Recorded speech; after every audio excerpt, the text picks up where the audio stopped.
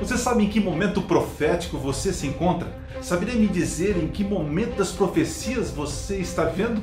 Quer saber? Então fique até o final e confira mais um segredo revelado.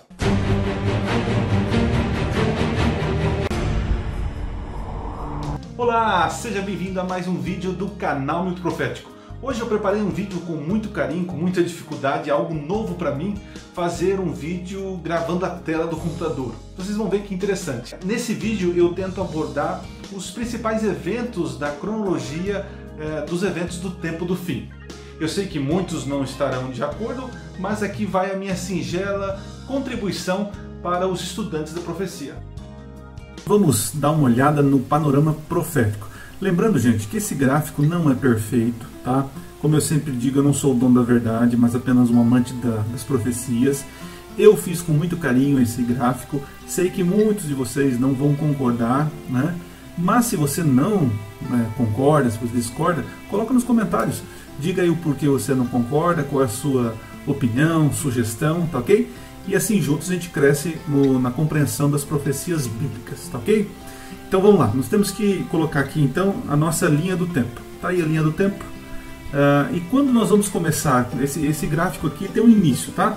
O início, eu vou colocar uma data que as pessoas que acreditam creem na interpretação historicista, tem como um ponto muito importante, tá?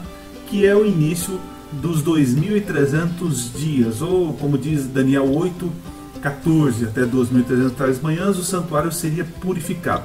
Ali é uma data importante, é um começo importante, porque desencadeia várias situações, tá? Vocês vão entender aqui, eu vou tentar explicar. Então, de acordo com o capítulo 9 de Daniel, o Artaxerxes, o rei, faria então um decreto, né, libertando o povo judeu.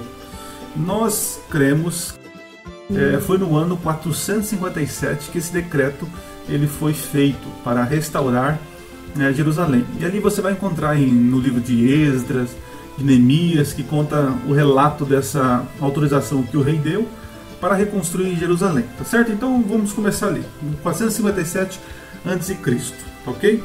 É o início dos 2.300 anos, tá? Da profecia de Daniel 8:14. E aí o anjo vem no capítulo 9 de Daniel para dar explicação.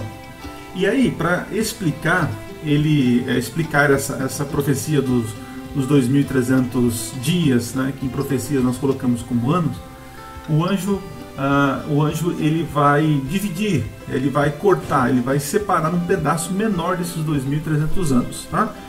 Bom, os 2.300 anos, se a gente colocar lá do ano 457 a.C., em que ano vai terminar? Nós, adventistas, acreditamos que no ano de 1844 iniciou então a purificação do santuário celestial. Isso é o início da primeira fase do julgamento, né? O juízo investigativo. Nós cremos que em 1844 iniciou então a investigação dos atos de todos os santos, todos aqueles que professaram fé em Cristo, na sua palavra. Cristo então, a partir de 1854, começou a fazer uma investigação, iniciando aí o juízo investigativo dos mortos, tá? Ok? Dos mortos. O início da primeira fase do julgamento, chamado juízo investigativo, tem como objetivo investigar as obras dos crentes, tá? Eu tenho um vídeo que eu explico sobre isso, o que seria essa purificação, né? Então aqui eu não vou poder explicar por detalhes para vocês, mas de acordo com a profecia de Daniel 8:14, o santuário começaria a ser purificado. Quando começaria? Em 1844, de acordo com as somas aí, tá certo? Muito bem. Então, dentro desses 2.300 anos, né, que se finda em 1844, o anjo começa a explicar as 70 semanas. 70 semanas tem como início no ano 457 e vai até o ano 34, com a rejeição do Messias pelos líderes judaicos. No ano 34 nós temos o relato ali de Estevão, que foi apedrejado pelos líderes, ele pregando um sermão sobre Cristo, sobre o Messias, e os judeus, os líderes ali, rejeitam essa mensagem. Então, interessante como é preciso, né? Se você colocar 70 semanas, que equivalem a 490 dias, transformando em ano em profecia, então daria 490 anos, de ano 457 mais 490 anos, dá no ano 34, e exatamente com a história de Estevão, quando ele prega um sermão sobre o Messias e a nação, os líderes ali rejeitam Jesus. Então nós entendemos que no final das 70 semanas, assim como disse o anjo para Daniel no capítulo 9, que esse seria um tempo determinado para o povo judeu, que a partir de agora, depois do ano 34, todo aquele que aceita Jesus como seu Salvador e Senhor, ele passa a ser povo de Deus. Então Deus não tem mais uma nação étnica como tinha com os judeus. Agora todo aquele que aceita Jesus como seu Salvador faz parte do povo de Deus, ok? Não estou dizendo aqui que os judeus não têm mais salvação, que os judeus é um povo separado, escolhido, que depois, mais para frente, vai voltar. Então isso é um outro tipo de interpretação. Eu creio, assim como muitos, de que as 70 semanas foi um período profético de graça para os judeus, mas que no ano 34 terminou quando eles rejeitaram o Messias, tá certo? Dentro das 70 semanas o anjo começa a explicar. Isso estou falando do capítulo 9 de Daniel, ok? As primeiras 7 semanas daria 49 dias. Ali nesse período foi um período de reconstrução, né, dos muros de Jerusalém. Interessante, né? Bate certinho. No ano 408 já tinham reconstruído aí os muros, e agora começaria Jerusalém e tudo ao redor aí, ok? Interessante que no capítulo 9 diz que as 7 primeiras semanas seriam semanas conturbadas, um tempo de reconstrução, e foi o que aconteceu. Você vai ver isso no livro de Esdras e Neemias. Mas o anjo também fala para Daniel que mais 62 semanas iria até o ungido, tá? 62 semanas mais ungido. E somando 62 semanas como dias proféticos, nós temos aí um período de tempo que chega no ano 27 depois do nascimento de Cristo, né? E foi o ano que Jesus foi batizado.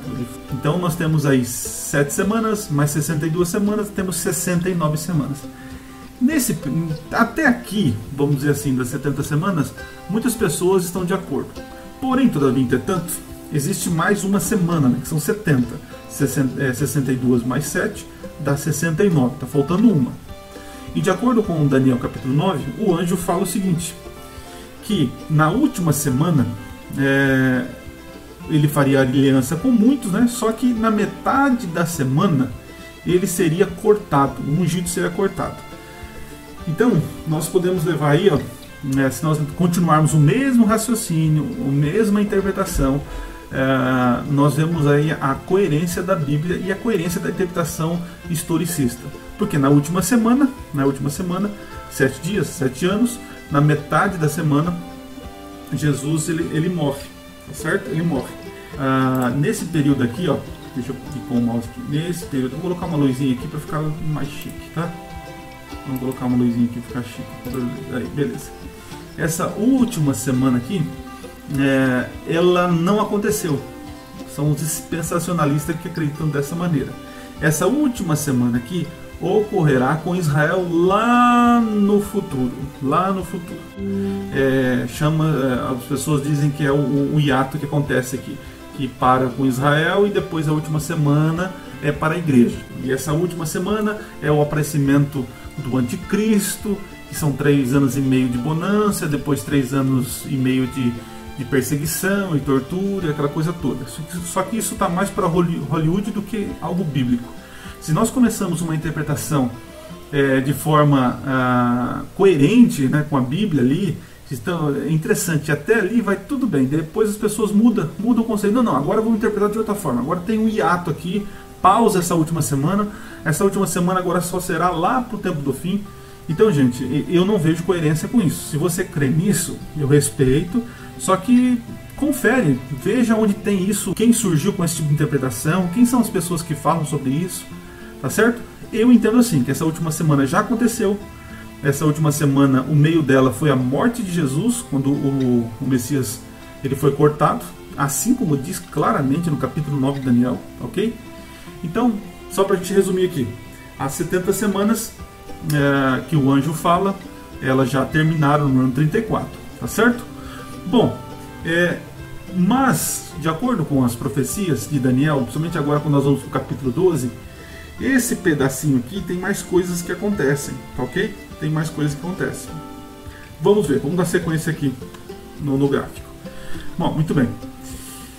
No ano 508 depois de Cristo, nós temos um evento muito interessante, né? Clovis, o rei dos francos, vence os visigotos, que era uma tribo de bárbaro, um povo hostil ao papado. Porque com Constantino, né, o imperador Constantino que se uniu com o império se uniu com o cristianismo, houve várias mudanças ali, né? E chegou um momento em que as 10 partes que Roma foi dividida, as 10 tribos, podemos dizer assim, né? Que hoje nós temos aí a Europa, o cenário atual é a Europa, né? 7 dessas 10 partes, elas eram favoráveis ao domínio do papado, tá? Mas 3 delas não eram. Acontece que no ano 508, o Clovis, né, que é o rei dos francos, que depois viraria a França, ele destrói um povo, os visigotos, né? Destruindo um dos daqueles 3, ele consegue destruir. Então agora aqueles que eram contrários à soberania do bispo de Roma como o agente superior das nações ali, das pequenas tribos, agora vai tendo mais força, vai ganhando mais força, tá? Muito bem. Do ano 508, o capítulo 12 de Daniel, você vai encontrar lá a profecia dos 1335 dias. Em profecia nós acreditamos que são anos, tá? Se você somar os 1335 dias, iniciando com essa vitória de Clovis, termina certinho em 1844, ok? Dentro desse período também aparece lá no capítulo 12 de Daniel o período dos 1290 dias ou anos, que também iniciando por Clovis, né, destruindo esse povo hostil ao papado, termina numa data interessante, como Daniel fala, que é o tempo do fim, 1798, tá certo? Agora veja que interessante, 1798 nós temos um marco histórico, tá? Que marco é esse? Foi quando Napoleão, nas suas conquistas, manda o general Berthier, ele invade Roma e prende o Papa Pio VI, aprisionando ele, né, e tirando da igreja um poderio, né, um poderio monárquico, podemos dizer assim, porque houve um período na história em que o bispo de Roma tinha autoridade sobre toda a terra, tá, inclusive sobre os reis.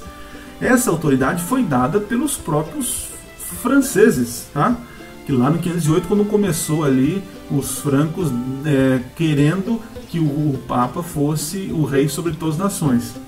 Agora veja que interessante, no capítulo 7 de Daniel, diz que o chifre pequeno que surgiria, ele perseguiria o povo de Deus por 1260 anos, tá certo?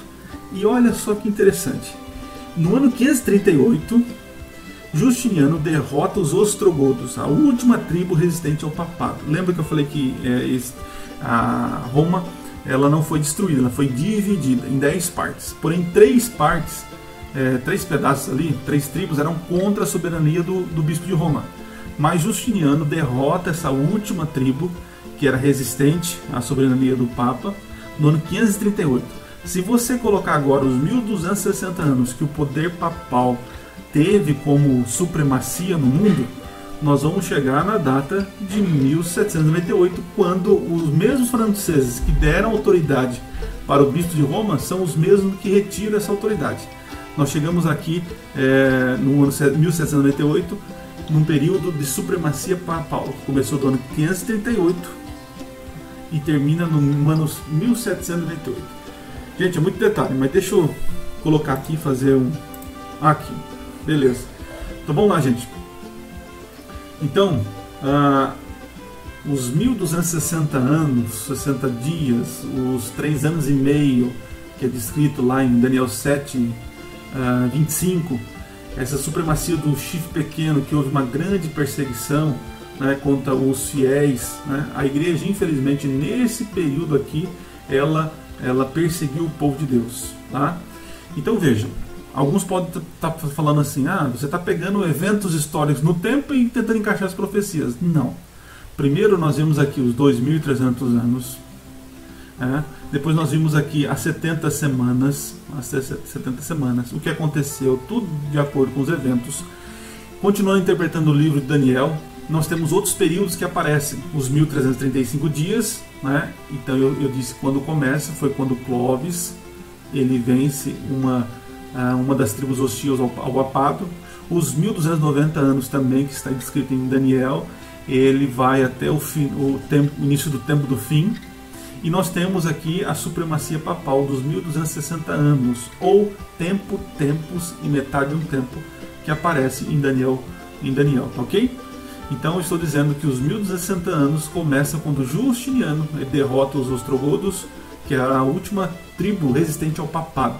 E aí nós temos um período de supremacia papal, que a igreja, infelizmente, fez coisas terríveis contra o povo de Deus. Tá, ok? Isso é história. Se você olhar a Bíblia e olhar a história, você vai ter essa compreensão. Lembrando que essa interpretação que eu estou passando para vocês é chamada de historicista. Existe a interpretação preterista e a interpretação futurista. A interpretação preterista diz que isso já aconteceu aqui nos primeiros séculos, tá? Os primeiros séculos aqui. Tudo isso aqui que eu estou mostrando aqui. A futurista vai dizer que tudo isso daqui que eu estou dizendo aqui é a última semana que vai acontecer lá no tempo do fim, lá para frente do tempo do fim. Mas a interpretação que eu estou dando, que é uma interpretação historicista, ela pega ao longo da história, ela vai vendo as profecias sendo cumpridas, ok? Muito bem, vamos para outra parte aqui. Então vamos continuar. Bom, vamos colocar um outro ponto de referência aqui. Esse ponto aqui, vamos colocar como a volta de Jesus, certo? A volta de Jesus. Muito bem. Agora nós vamos ver sobre as igrejas de Apocalipse. Então eu coloquei aqui as 7 igrejas. Lembrando que eu creio que a interpretação primária das 7 igrejas do livro do Apocalipse, elas são literais, são igrejas que existiram com suas características, porém existem aplicações que as características dessas igrejas apontadas lá no Apocalipse, elas também representam características que a igreja cristã teria ao longo do tempo, ok? Pois bem, então vamos colocar aqui a primeira igreja de Éfeso, certo? A igreja do Evangelho puro, a igreja ali que testava os falsos apóstolos, tal. Então era uma igreja singular, pura, né? Mas é interessante que é uma característica que vai ser preservado até o fim. Que fim é esse aqui? O fim que eu coloquei aqui é o fim do tempo da graça, ok? O fim do tempo da graça. Então essa característica ela vai findar no final do tempo da graça, ou seja, quando acabar a intercessão de Cristo no santuário celestial, tá certo? Muito bem, então pomos uma data inicial do ano 31 da igreja de Éfeso, uma igreja singular aí, uma característica interessante que é um evangelho puro, uma igreja que provava os falsos apóstolos, tá? Depois nós temos aqui a segunda igreja, que começa aí por volta do ano 100. A característica da igreja de Esmirna, descrita em Apocalipse, ela começa a ser revelada no cristianismo a partir do ano 100. Na igreja de Esmirna, literalmente, houve mortes, perseguições, tá? Você pode ler ali no capítulo 2 de Apocalipse. Mas interessante que a partir do ano 100, as características que aquela igreja de Esmirna tinha, começa a se sobressair sobre o cristianismo, que é o momento das perseguições, né? Momentos de morte, prisões, e até quando haveria perseguições e morte por causa do evangelho, né? Até o final do tempo da graça, ok? Terceira igreja, nós temos Pérgamo. Pérgamo agora, quando você lê as características, é uma igreja que agora não tem perseguição, é uma igreja tranquila, tal, que começa a flertar com o pecado. E quando você olha na história, as características da igreja de Pérgamo, ela começa a aparecer no ano 303, né? Que negócio é esse? Não, 303 não, 313, tá? Preciso trocar aqui, 313.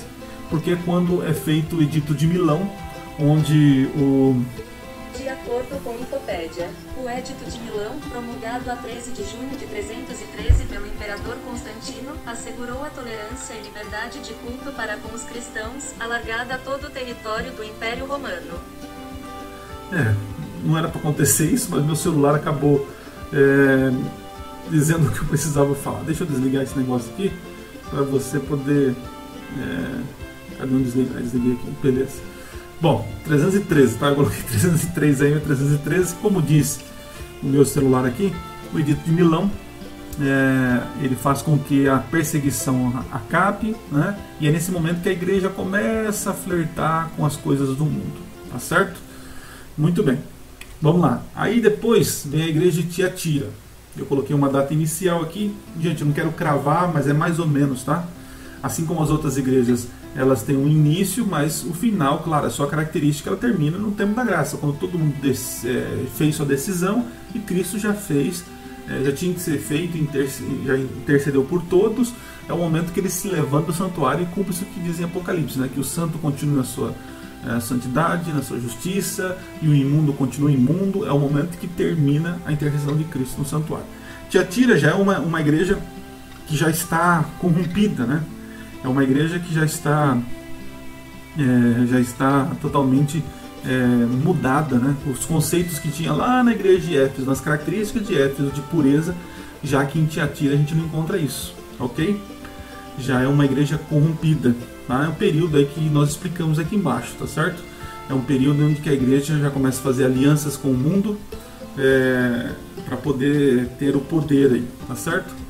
Bom, depois nós temos a igreja de Sardes.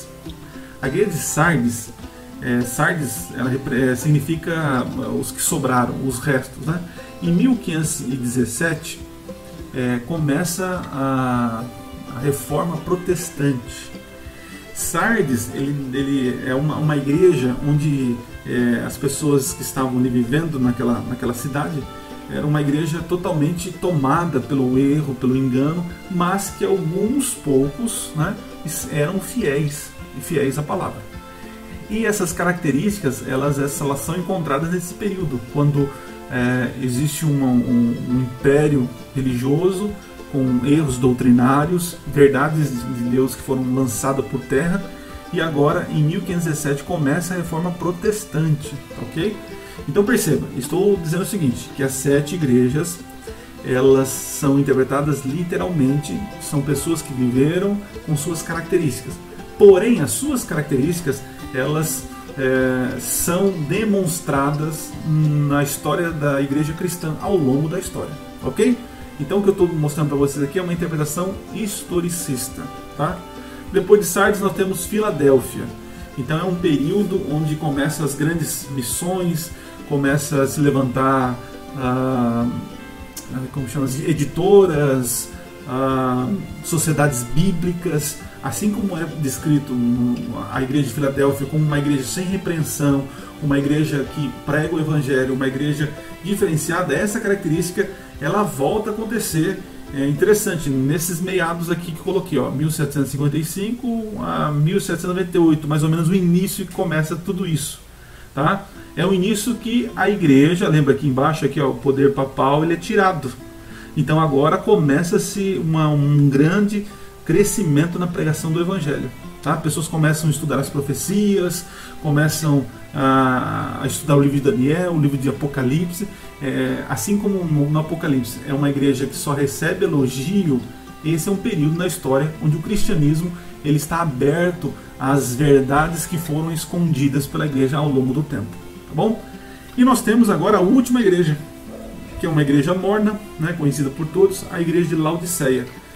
E eu coloquei aqui o início em 1844. A partir de lá começa as características de uma igreja relativista, uma igreja com várias ideias, um pluralismo, esse conceito de pós-verdade começa a surgir dentro da igreja, né? Por isso que Jesus fala que ela não é quente nem fria, mas é morna, né?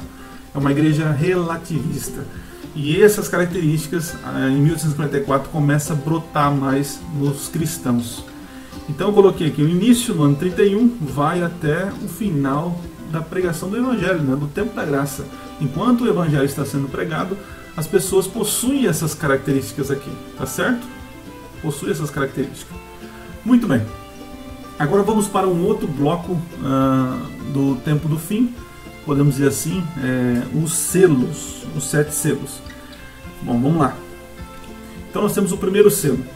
Eu já gravei aqui a respeito dos 7 selos, mas quero gravar de novo porque agora está surgindo uma pandemia e todo mundo está fazendo as suas interpretações, dizendo que, por exemplo, o cavalo branco do primeiro selo é, se não, o coronavírus. Tá? Um erro muito crasso que muitas pessoas cometem é pegar a escritura, tentar interpretar a escritura segundo o que está acontecendo, segundo o jornal de hoje, tá? Mas a própria Bíblia explica, se auto-interpreta, ok? Então o primeiro selo, nós temos que entender quando começa a abertura do primeiro selo. Então nós temos que entender, os selos estão no capítulo 6 de Apocalipse.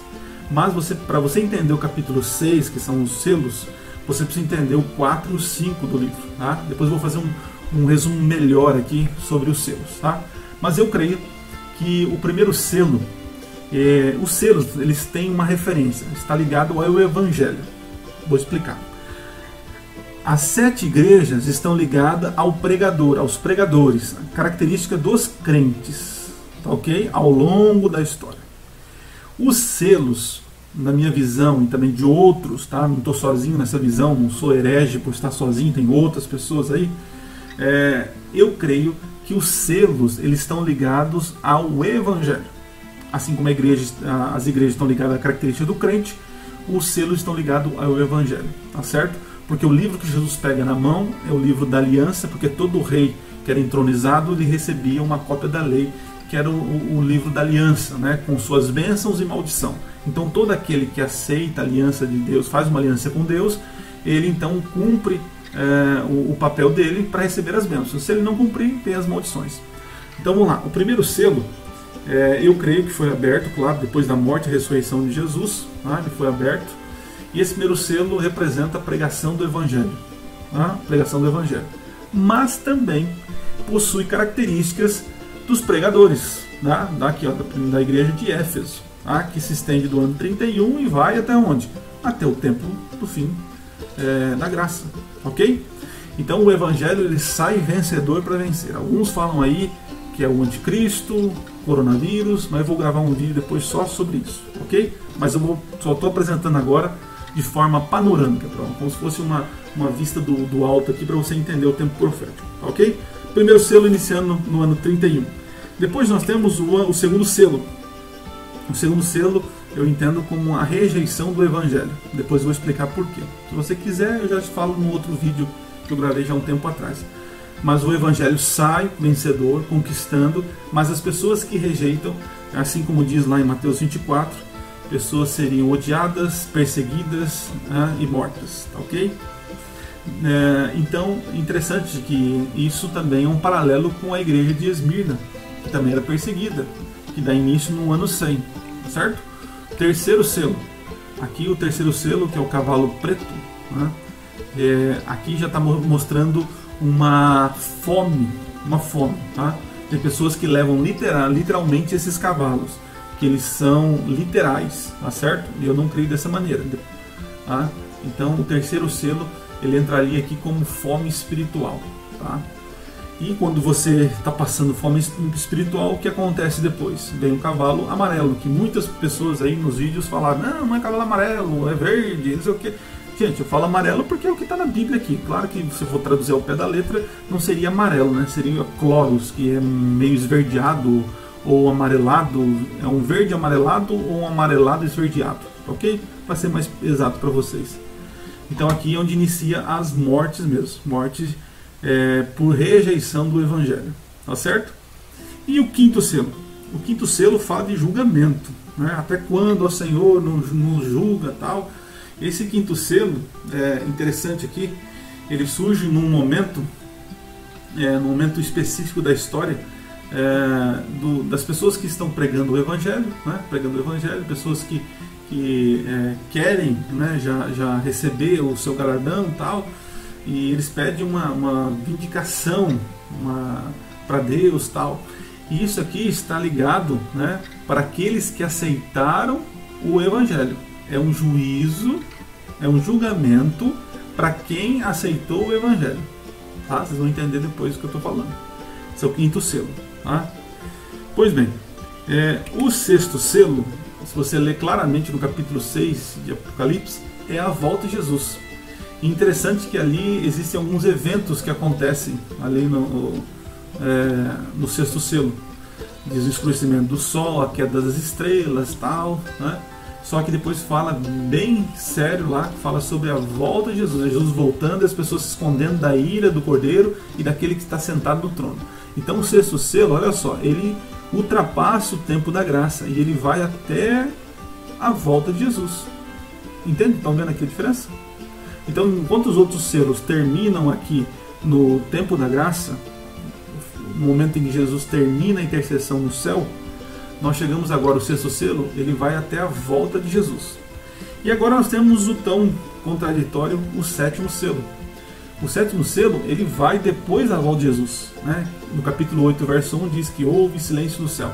E muitos falam assim, não, houve o silêncio no céu porque o céu ficou vazio e Jesus está voltando, então houve silêncio lá. Então isso é um logismo, tá? Não podemos dizer que isso é algo bíblico, ok? Porque a volta de Jesus, ela vai ser barulhenta no céu, tá? Você vai ver textos vai ser algo barulhento. Não é a volta de Jesus. A volta de Jesus já foi no sexto selo. O sétimo selo é uma expectativa de algo que vai acontecer. Então eu creio, como outros também acreditam, que o sétimo selo ele é aberto na volta de Jesus, né, depois da volta de Jesus, e ele vai até quando? Quando que ele vai? Até a terceira fase do juízo, que é o juízo de execução. Lembrando que a primeira fase começa aqui, ó, em 1844, tá? É a fase do juízo investigativo, e o sétimo selo ele termina com a terceira fase, a de execução. Está faltando a segunda fase que a gente vai ver aqui, tá? Muito bem. Agora tem um outro bloco que para mim é um dos mais complicados, ainda estou estudando, parece que quando a gente mais estuda, menos a gente sabe, tá certo? É sobre as trombetas. Eu vou colocar aqui de forma bem rápida, porque eu não tenho muita coisa para dizer ainda. Se eu não tenho muita certeza, convicção, 100% de tudo que eu estou falando aqui para vocês, porque é uma arrogância dizer para vocês que tudo que eu estou dizendo aqui é cravado, é verdade. Não, tem alguma coisa que a gente pode mexer aqui, tá? Mas o essencial, o grosso está aqui. Então vem o período das 7 trombetas. A primeira trombeta, aí eu creio, porque a maioria dos intérpretes vão dizer aqui, porque trombeta está relacionado a juízo de Deus, tá certo? São juízos de Deus ao longo da história. E a primeira trombeta, eu encontrei na maioria dos autores e teólogos, ela é jogada, essa primeira trombeta, sobre Jerusalém, tá? No ano 70, quando é destruído o templo, tá certo? Não vou falar muita coisa, mas é mais ou menos aí. Depois nós temos segunda trombeta, terceira trombeta, quarta trombeta, quinta trombeta, sexta trombeta. E essa sexta trombeta também eu encontro várias referências sobre a queda do Império Otomano. Depois eu falo mais sobre isso. Mas percebam que também as 7 trombetas elas estão ao longo da história. Mas por que isso? Tá? Por que isso? Porque no capítulo 8, lá quando a gente está lendo que vai começar, termina o sétimo selo, e aí já entra as trombetas. Porque não é algo linear. E aqui está um erro que muitos cometem. O Apocalipse ele não foi escrito, não é um livro para ser lido do começo ao fim, no sentido linear da história. É um livro que existem algumas regressões, ok? Tanto as igrejas, como os selos e as trombetas. Tá? Posso depois fazer algo explicando só sobre isso. Mas no capítulo 8, quando inicia as trombetas, não é o final do tempo da graça. Aqui, ó. Bom, não é o fim do tempo da graça.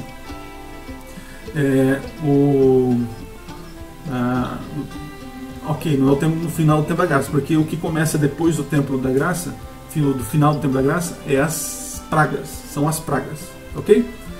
Então vamos lá, e a sétima trombeta, lembra quando diz, quando a última trombeta tocar, né, ressoar da última trombeta, os mortos em Cristo estarão, é o momento da volta de Jesus, tá vendo aqui, ó, a sétima trombeta, ela se inicia com a volta de Jesus, e vai até quando? Até a execução final do juízo, ok? Muito bem. Vamos agora ver esse período aqui, ó, de 1844 até o mais para frente no fim aqui, ok? Então vamos lá. Bom, depois de 1844, que é a última profecia com data, nós temos um período que nós chamamos que será o Revivamento e Reforma, tá? É o momento em que a igreja ela entende o seu papel e ela clama ao Senhor, pede perdão pelos seus pecados, e há então um grande revivamento e uma mudança de vida, é chamado Revivamento e Reforma. Depois que acontecer isso, tá vendo que agora não estou colocando datas, tá ok? Não tenho datas aqui, isso aqui não posso dizer que dia que vai acontecer isso, mas pelas profecias esse é o andar da sequência, ok? Então a igreja passará por um grande revivamento e reforma. Depois disso, o que acontece? De acordo com Apocalipse 13, a besta que sobe do mar, que perseguiu o povo de Deus, né, durante 42 meses, 3 anos e meio, tempos e metade de um tempo, 1260 anos, né, que é esse período aqui, ó, esse poder papal aqui recebe uma espadada, como diz lá o texto, recebe uma ferida mortal. Tá? Quando foi isso? Foi em 1798, quando o papado perde o seu poder. Tá? Então, de acordo com as profecias, esse poder que no passado teve um grande poder, ela é restaurada, ok? Então nós estamos aguardando em que o poder religioso se levantará novamente como uma grande religião em que todos vão seguir as ordens dessa instituição religiosa aqui, certo? Ok. Depois nós temos a união da besta do mar, que é essa aqui que foi curada, né, com a besta que sobe da terra. Isso também está em Apocalipse 13. Tá? A besta da terra é um poder político que impõe leis, regras. Eles se dão as mãos e criam novas ordens, tá certo? Isso está para acontecer ainda, não está muito longe, mas está para acontecer. Depois disso, nós temos aqui a formação da imagem da besta. Quando os dois poderes se unem, a besta da terra, segundo Apocalipse 13, ela faz uma imagem à besta que sobe do mar. Essa imagem aqui, ela representa também uma religião apostatada. Tá? O que nós dizemos aqui? Dizemos o seguinte, que existe um poder religioso que se levantará, tá? Que já teve poder no passado e perseguiu o povo de Deus, vai se levantar, se unir com a política, com o poder civil, e será gerada então uma imagem desta besta do mar. Ou seja, essa imagem da besta do mar, ela representa também tudo aquilo que a besta do mar é. Se é um poder religioso, será um poder religioso também. Então, resumindo para vocês, nós acreditamos que essa imagem da besta são religiões protestantes que se unem com o poder do papado. Ok? Isso está em Apocalipse capítulo 13. Então vamos continuar. Depois então que é formado essa imagem da besta, o que acontece? Nós temos aí um decreto dominical. Isso está em Apocalipse 13. Diz então que esse decreto, quem for contra as leis que esses poderes vão criar, eles não vão poder nem comer, nem beber. É a conhecida marca da besta, tá certo? E nós temos a indicação que quando acontecer esse decreto dominical, essas leis que vão contra o Senhor, principalmente a guarda do quarto mandamento, né? Na ordem que nós temos o conselho é para sair das grandes cidades. Sair por quê? Porque muitas coisas ruins acontecerão com o povo de Deus nas grandes cidades.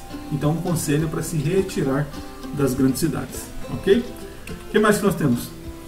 Então nós temos, depois desse decreto, nós temos um tempo de angústia prévio, ou seja, um momento de avaliação, um momento em que o povo de Deus vai começar a refletir sobre o que está acontecendo. Seguir essa nova ordem mundial, né? Seguir esses decretos, ou seguir o que a Bíblia orienta. Então é um momento de reflexão. Ainda não terminou a graça, ainda existe graça, as pessoas estão se decidindo, tá ok? Muitas pessoas, depois do decreto, são presas, né, por causa da sua fé, ok? E outras começam a se converter, vendo a fidelidade das pessoas que são contra essas leis. Veja, gente, essas leis que serão decretadas aqui são leis boas, leis que trarão paz, segurança econômica. Então, ir contra essas leis parece loucura, fanatismo, fundamentalismo, ok?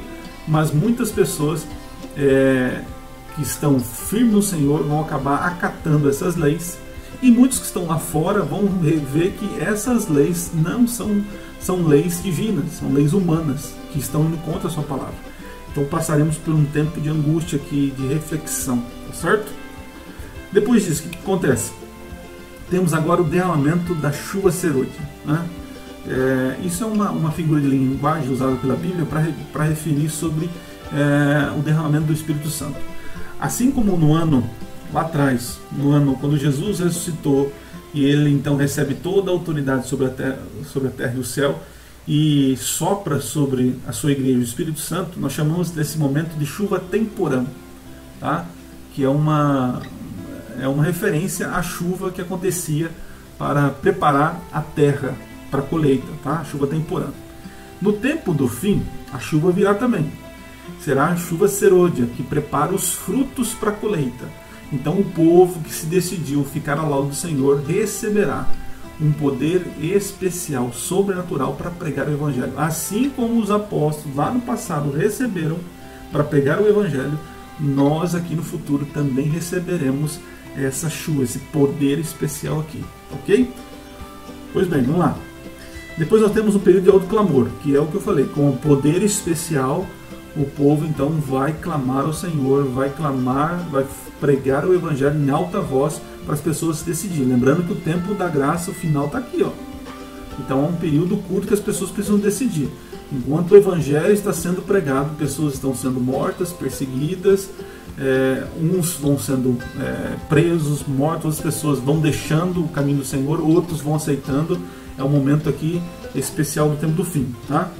Depois desse alto clamor, dessa pregação, nós temos aí uma sacudidura, tá? É o momento em que a igreja, agora, os frutos, o joio e o trigo será separado. É o momento em que a fidelidade das pessoas fará com que os infiéis, aqueles que são apenas crentes nominais, não suportem e não fiquem na igreja.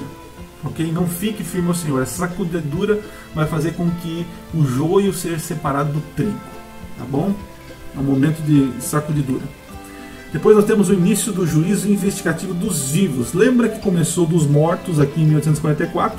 Todo aquele que diz que aceitou Jesus como seu Salvador começa a ser investigado as suas obras neste ano aqui. Tá? É a primeira fase do julgamento, chamado investigativo.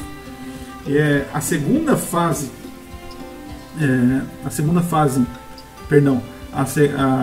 ainda na primeira fase, aqui nós começamos o julgamento dos mortos. Aqui, um pouquinho antes de fechar a porta da graça, terá o juízo dos vivos. Por que isso? Como assim? Que negócio é esse? Porque veja, quando Jesus voltar, ele não volta e faz o julgamento. Tá certo? Ele já vem com o livro da vida na mão, escrito, todos aqueles que estão escritos, tá? Para levar para o céu. Então veja, ele já sabe, aqui na sua volta, ele já sabe quem ele vai vir buscar. Há um momento na história em que as pessoas não vão morrer mais. Vai ser um período um pouquinho antes do final do tempo da graça, onde Jesus vai dizer novamente: está consumado. Ele disse a primeira parte do seu ministério aqui, ó, está consumado, porque ele morreu. Foi a primeira parte. Agora ele começa um período de intercessão e expiação do pecado do povo, assim como o sacerdote fazia no passado. A cerimônia não terminava apenas com a morte do cordeiro. O sacerdote entrava e fazia a intercessão do povo. Tá? A mesma coisa de Jesus. Jesus não para na cruz aqui. A cruz foi suficiente para pagar os nossos pecados? Sim. Mas se parasse apenas aqui na morte de Cristo, a expiação pelo pecado não teria fim. Não teria sido válido, porque agora Jesus começa a ministrar no santuário celestial as suas obras, os seus méritos para aquele que aceita e crê em seu nome. Um pouco antes do final do fechamento da porta da graça, do tempo da graça, Jesus ele vai passar o nome dos vivos, tá certo? Dos vivos. terminado esse período, né, que nós temos aqui, nós temos o selamento, né, que aparece em Apocalipse capítulo 14 e capítulo 7. Ou seja, nesse momento as pessoas estão seladas, acabou. Tá? Quem está salvo, quem não está salvo não se salva mais. Tá certo? É o momento de selamento. Assim como as pessoas estão sendo marcadas com a marca da besta ao obedecer o decreto, chegará um momento que Deus vai selar as pessoas para a eternidade. Vão receber o selo de Deus, a confirmação de que eles foram aprovados por Deus. Lembrando que nós recebemos 2 selos. Quando nós batizamos e entregamos uma vida para Jesus, nós somos selados como um povo de Deus. Mas o segundo selo aqui, esse segundo selo é para o tempo do fim, como uma marca que Deus coloca sobre os seus fiéis. Tá certo? Não confunda os 2 selos. Tá? Muito bem. Aqui, ó, a marca da besta. Quando Deus sela o seu povo, marca o seu povo, o diabo também marca o seu povo. Tá? Todos aqueles que são a favor das leis desses poderes recebem a marca da besta. Todo aquele que é fiel aos mandamentos de Deus recebe o selo de Deus. Feito o selamento, feita a marca da besta, já separou, né, com a sacudidura, tudo, entre o povo de Deus. Veja agora que só existem 2 tipos de gente aqui, os salvos e os perdidos. Então nós chegamos agora no fim do tempo da graça. É o momento que acabou. Jesus já fez tudo que tinha que fazer, intercedeu, ele já investigou todos os casos de todos aqueles que aceitaram Jesus ao longo da história, até do Antigo Testamento, que creram no sacrifício do animalzinho que representava a morte de Jesus. Feito tudo isso, já escrito no livro da vida, ele agora então, ele vem para nos buscar, tá certo? Então termina aqui a pregação do Evangelho, termina a sacudidura, o povo é selado. Começa então o fim, inicia então um período onde a graça já não mais existe, ok? É o momento de selação, já acabou. O que acontece nesse período? Nós temos início então das 7 pragas do Apocalipse.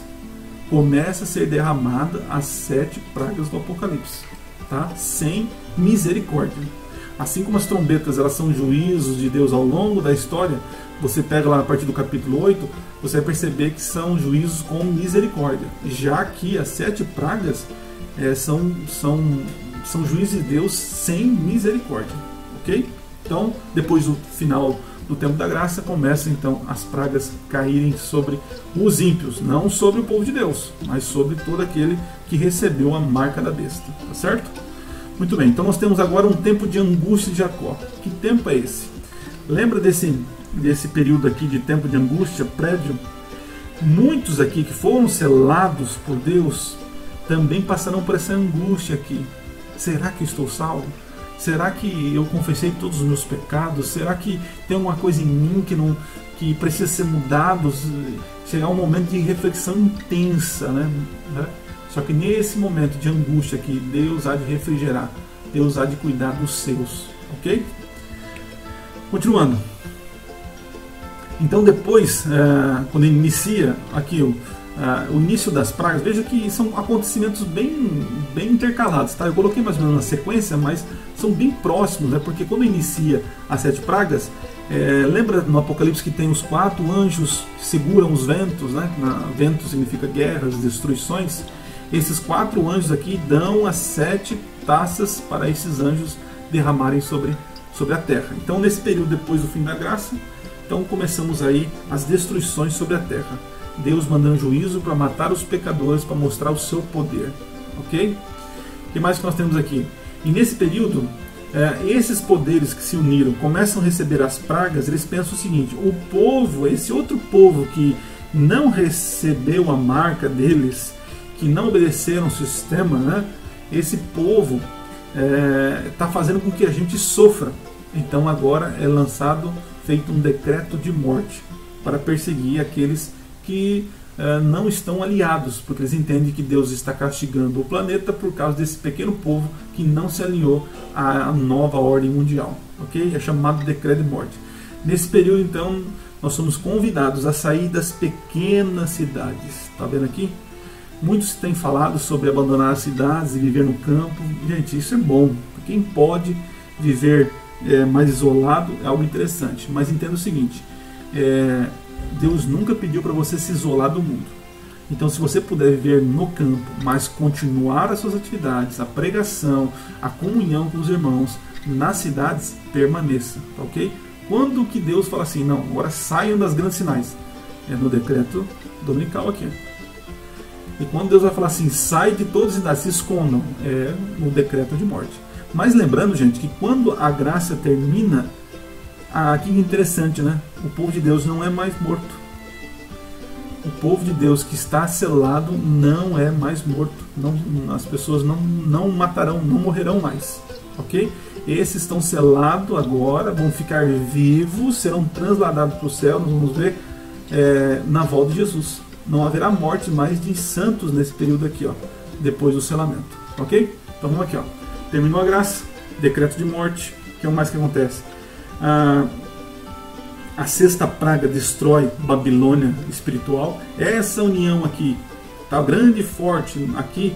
A sexta praga é para destruir essa união aqui, ó. Esta união. Você vai ver claramente lá a partir do capítulo 16 de Apocalipse. Eu coloquei aqui como uma referência de que Deus destrói essa Babilônia espiritual, essa união desses poderes. Tá? Nós temos agora uma ressurreição especial.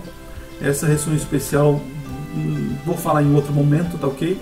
Mas nós cremos que um pouquinho antes da volta de Jesus, um povo especial ressuscita. Quem é esse? Falarei no outro vídeo, tá? Nós temos uma ressurreição parcial. Antes da volta de Jesus, um grupo pequeno também ressuscita para ver a volta de Jesus. Quem é esse povo? Tá? Veja, eu estou falando de ressurreições que acontecem um pouco antes da volta de Jesus. Na volta de Jesus, aí acontece a ressurreição que nós temos lá em Tessalonicenses, que é falado sobre a ressurreição dos mortos fiéis, tá? Mas estou dizendo de duas ressurreições aqui, uma especial e uma parcial. Essa parcial é fácil, está em Apocalipse capítulo 1, verso 7, não estou enganado, que diz que até aqueles que os traspassaram, né, vão ver a volta de Jesus.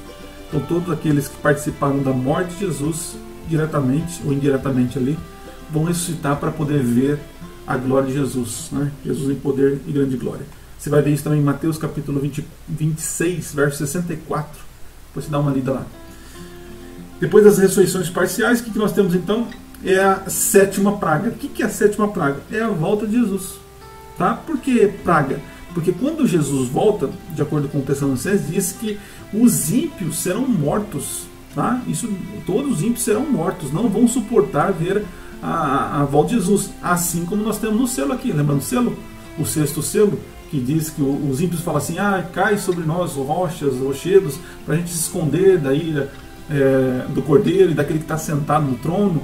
Então a sétima praga é a volta de Jesus. Isso está bem claro em Apocalipse. Ok? Muito bem, então Jesus voltou. Sétima praga, voltou. O que acontece então na volta de Jesus? Quando Jesus volta, nós podemos dizer o seguinte, que agora começa o milênio. Tá?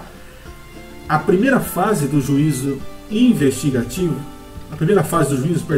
do julgamento, é chamado de investigativo. Ela é dividida em duas partes. Uma investigação dos mortos em Cristo, que disseram que aceitaram Jesus ou não, aceitaram Jesus, tá? E a segunda fase desse juízo investigativo, que é a primeira fase do julgamento, o julgamento é feito em três partes: investigação, comprovação e execução, tá? Então, o juízo investigativo acontece com os mortos no período e depois com os vivos. Lembra que eu falei aqui, ó, ao início do juízo investigativo para os vivos. Quando termina essa investigação, acaba o tempo da graça. Quem está selado, está escrito no livro, está escrito. Quem não está no escrito, não escreve mais. Jesus agora vem para buscar os seus, tá certo? Quando ele vem para buscar os seus, ele pega os seus, nós temos aqui o início da segunda fase do juízo, do julgamento, que é o seguinte: Jesus vai levar os seus para o céu, né? Isso está em Apocalipse capítulo 20, e durante 1000 anos os salvos reinarão com Cristo e agora vão poder comprovar o que aconteceu. Por que Jesus trouxe eles para o céu e não trouxe os outros? Porque pessoas foram salvas e outras pessoas não foram salvas. Através do juízo de investigação que Jesus fez a partir de 1994, levantando todos os laudos, tudo o que aconteceu, as obras dos salvos e perdidos, eles serão apresentados para esse grupo salvo aqui. Então, veja, nós não vamos julgar as pessoas, nós vamos poder comprovar o julgamento de Deus, né? Porque Jesus não precisa fazer investigação, Jesus sabe tudo, entende? Jesus sabe tudo, mas através dessa investigação que Jesus faz, através dos livros, né, todos os salvos poderão comprovar a justiça de Deus. Então, durante esse milênio, toda dúvida será tirada. Então, nós entenderemos que justo e reto são os juízos de Deus. Então, se eu fui salvo, então eu vou entender o porquê. Porque fulano não foi salvo, eu vou entender o porquê. Tá certo? Então, o juízo investigativo Deus faz não é para ele, mas é para apresentar para suas testemunhas, os salvos, durante o milênio, após a volta dele. Ok? Aqui nós temos uma diferença. Existe um grupo que acredita que o milênio será na Terra. Tá certo? Mas eu creio que o milênio não será na Terra, mas será um reino celestial. Ok? Então vamos lá. Então Jesus voltou, inicia então o milênio. O que acontece então com a volta de Jesus, além de iniciar o milênio? Nós temos aqui os fiéis vivos, que foram selados aqui, lembra? Foram selados. Eles são transformados e arrebatados. Tá? É o momento que nós teremos o encontro com Jesus nas alturas. O que mais que acontece? Fiéis mortos ressuscitam. Eles são transformados e são o quê? Arrebatados. Então, os mortos fiéis ressuscitam, aqueles que estão escritos no livro da vida. E os vivos fiéis são transformados também, e ambos esses dois grupos são transladados para o céu, para o encontro com o Senhor nos ares. Tá certo? O que mais que acontece? Acontece a destruição da besta e do falso profeta. Esses poderes aqui que foram levantados serão destruídos com a volta de Jesus. Tá? O que mais serão destruídos? Os ímpios. Todos aqueles que preferiram receber a marca da besta, eles nesse momento, com a volta de Jesus, são mortos. Tá certo? Tem pessoas que acreditam que eles vão ficar vivos aqui na Terra ainda para ter uma segunda chance. Gente, isso não é bíblico. Não é bíblico. A chance acaba aqui, ó. Você vai ter que ter feito a escolha antes, tá? Antes do selamento.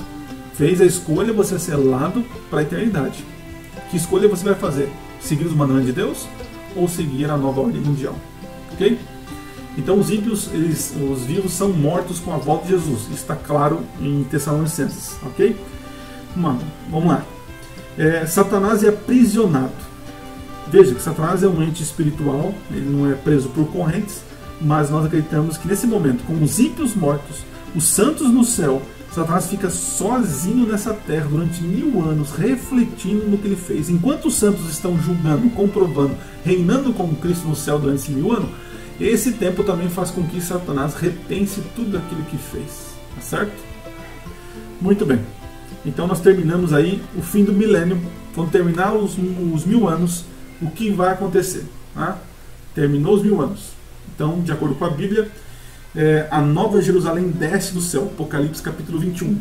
Você vai encontrar um pouco também em Apocalipse capítulo 20. Quando a cidade santa desce, Satanás agora ele é solto. Por que é solto? Porque acontece uma ressurreição. Todos esses ímpios que foram mortos, que ficaram mortos durante o milênio, eles vão ressuscitar novamente. Que negócio louco, né? Eles vão ressuscitar por quê? Porque eles passaram pela primeira morte.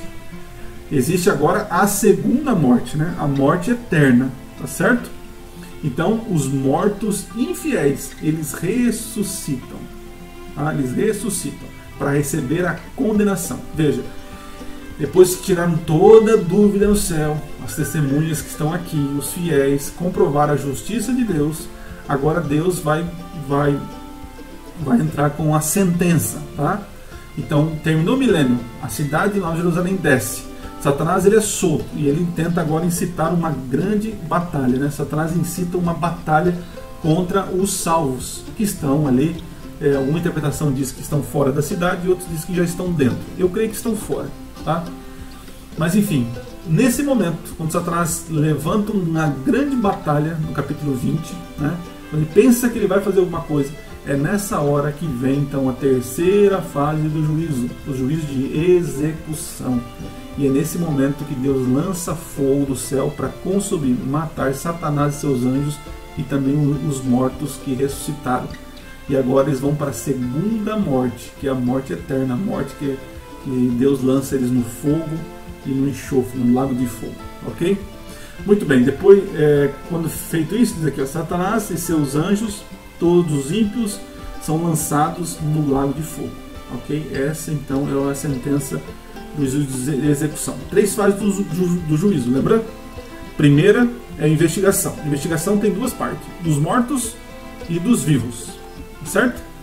A segunda fase do juízo é a comprovação. Acontece onde? No milênio, para as pessoas tirarem as dúvidas de quem são salvos e quem não são e por quê, tá certo?